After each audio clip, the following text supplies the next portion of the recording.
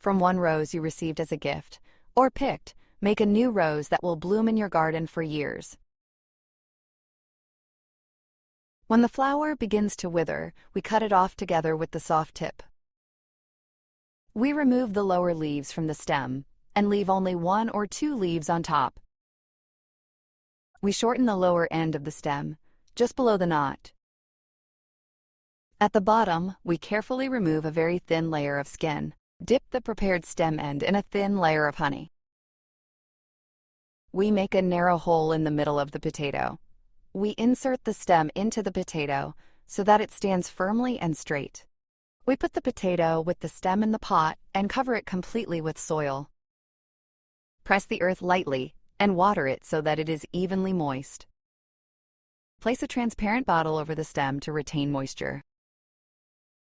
We keep the pot in a bright place without direct strong sunlight. We keep the soil slightly moist and open the bottle for a short time every day.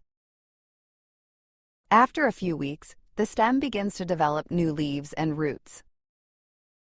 When the young rose grows stronger, we transplant it into a larger pot or into the garden. Thus, from one gifted rose, we get a completely new plant.